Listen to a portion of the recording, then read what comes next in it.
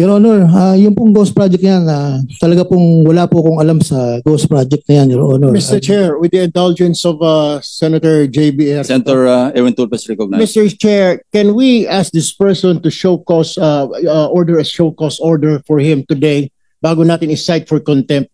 Last week pa ito, dalawang hearing na itong nagsisinungaling. Sa mga taong sa baba, lahat may kasalanan, ikaw wala. District engineer ka, hindi mo alam na may Ghost Project. Wala ka ring alam, lumobo yung budget mo. Hindi ba dumadaan sa lamesa mo yan na lumaki yung pondo mo? Siguro malaman natin sa Secretariat kung nandito po sila JP Mendoza, JM Ramos at Sally Santos. Yeah. JP Mendoza, are you present? Your Honor, yung abogado po ni Engineer JP Mendoza ang nandito pa lang po. Hindi naman abogado, sinupihan na namin At you cannot answer for him. Go ahead, Senator JB. Yun po, Mr. Chair, kung ano si JP Mendoza. Si Miss Sally Santos po, andito po. Miss Sally Santos, nung nakaraang hearing, nabanggit nyo po na ang kalakaran sa First Engineering District ay humihiram sila ng lisensya at kayo po ang isa sa nahiraman at si Wawaw. Sino po ang ibang mga kontraktor na nahiraman nyo ng lisensya? Mr. Chair, Your Honor, pwede po ba bago po akong magsalita? Pwede po bang humingi po ako ng protection?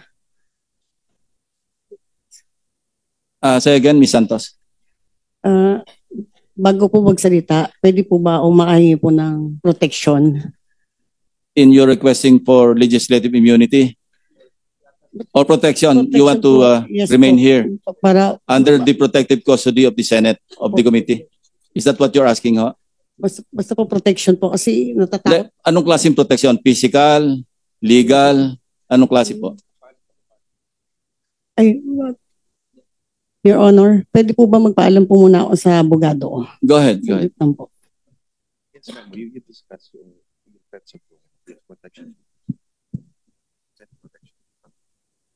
Senate protection po, Your Honor. Mr. Chair? Senate protection meaning physical protection. Opo, So, Your Honor. Gusto niyo pong sa ilalim ng protective custody ng Senado? Opo, Your Honor. Bago namin po i-grant yun, ipapaliwanag ko po sa inyo, kailangan po lahat ng isasalaysay ninyo, pawang katotohanan lamang. I understand you, nagsabit na po kayo ng affidavit, di ba? Yes, Your Honor. At pinanis na natin sa mga members ng committee. Yes, Your Honor. I-distribute para meron kayong guide mamaya paano sa tanungin. So nagkakaintindihan po tayo na mawawala yung inyong proteksyon kapag kayo nagsinungaling. Ano? Yes, Your Honor. Sige po. Any objection? Mr. Chair, Let's rule muna. No objection. So ruled na you're granted your physical protection. Yun lang po ang kailangan ninyo. Yes, Your Honor. Sige po.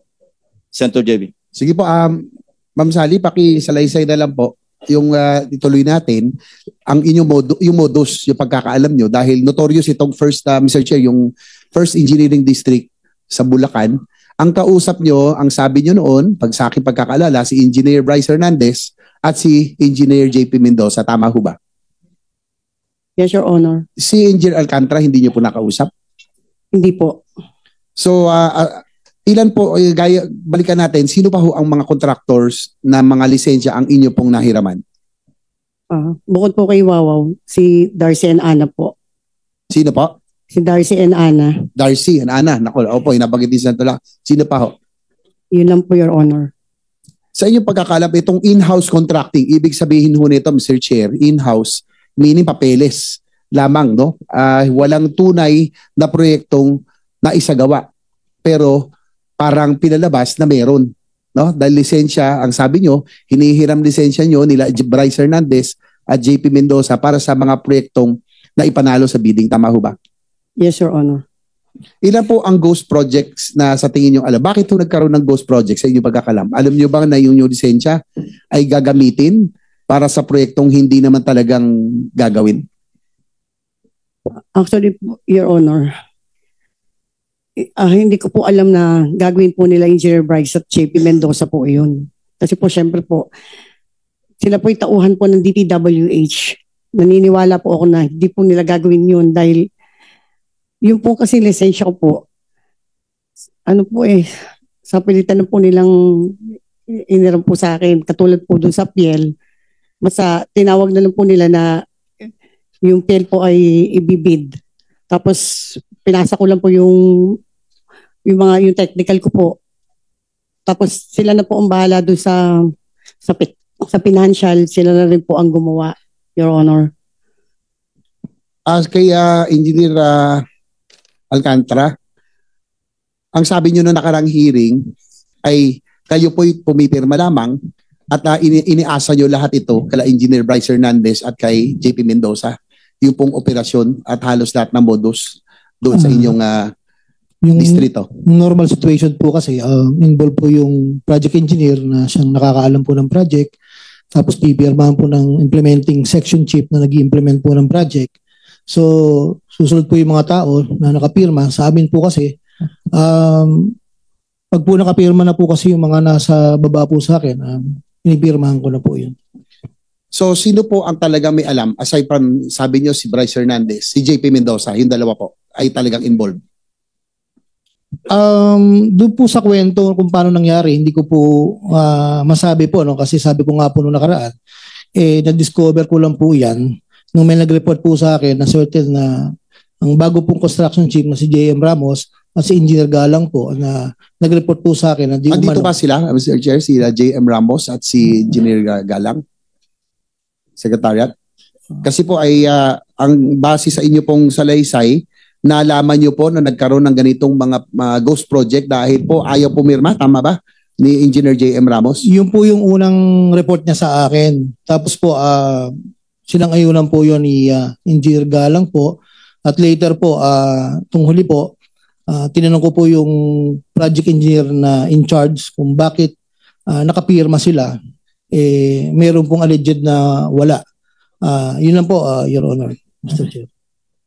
Mr. Chair, can we invite JM Ramos and JP Mendoza? I think they are vital for para malaman po natin ang impormasyon dito sa modus na ito. Yeah. So ordered.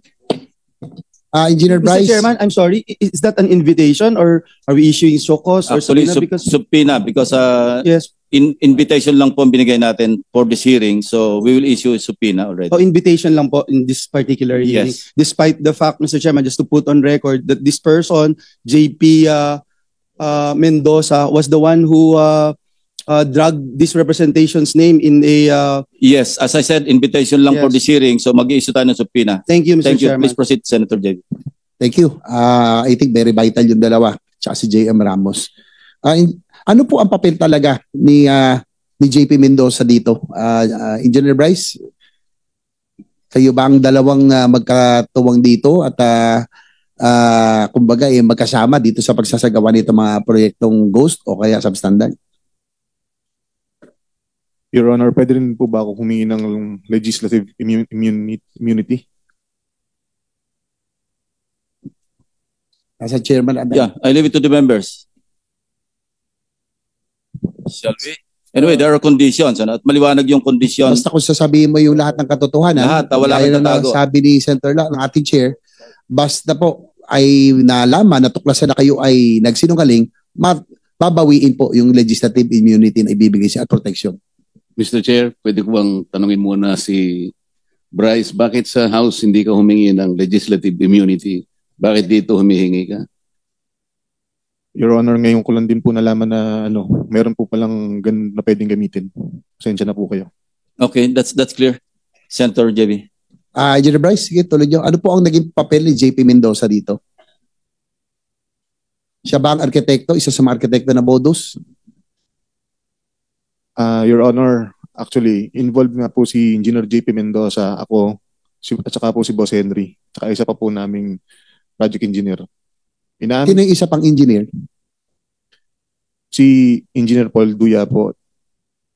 Mr. Chair, baka if we can also subpoena that Engineer Paul Duya. So ordered. Your Honor, Nandito siya.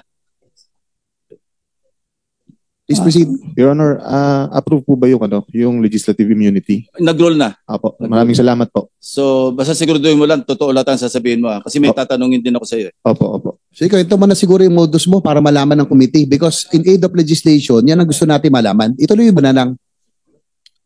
Ikwento mo na lahat-lahat.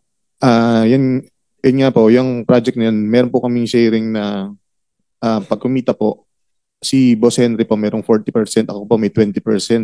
Si Engineer JP meron po 20% at si Engineer Paul Duya meron din po 20%. 100, lampas na yan Ano yon sa portion nyo lang? Yung sharing po kung magkano po lahat, yun po parang meron pong certain percentage kung magkano po yun naging kita, yun po yung hatian. Pasensya na po, hindi ko lang po naliwanag na maayos. Pero, tanong ko, Engineer Bryce, bakit nyo naisip yung ghost? Kasi alam mo, minsan, matatanggap pa natin kung may konting pakinabang pero gagawin nyo yung proyekto eh. Ito wala talaga. Paano nyo naisip? Bakit ba? Ano rason? Tumaas ba tara? O tumaas ang cost? Bakit hindi nyo ginawa yung mga proyekto?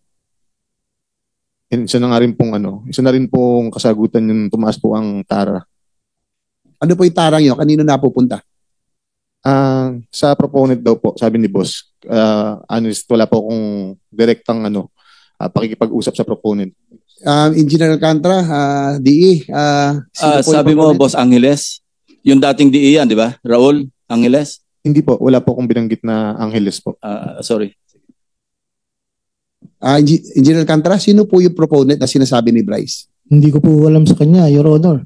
Every time po na may tatanong sa kanya, puro po ang turo sa akin. Maliwanag mo naman po rito na sinasabi ng mga contractor na sila po ang kausap yan, Your Honor. Hindi, pero under oath po kayo, Engineer Alcantara, para mabawasan na nyo. Turuan nyo na kami, tulungan nyo na kami malaman ng katotohanan. Total, andyan na kayo sa ganitong posisyon, sitwasyon. Sino po buwang mas mataas na opisyal ang nakakaalam nito o may kinalaman nito? Whether insertion o pinayagan yung inyong modus, meron bang mas mataas na opisyal ng DPWH? Meron bang legislator na yan ang sinususpetsahan? Dahil, sige po. Your Honor, pagdating po sa funding, gaya po na sinabi ko dati, kami po ay nagsasubmit ng wishlist sa regional office po.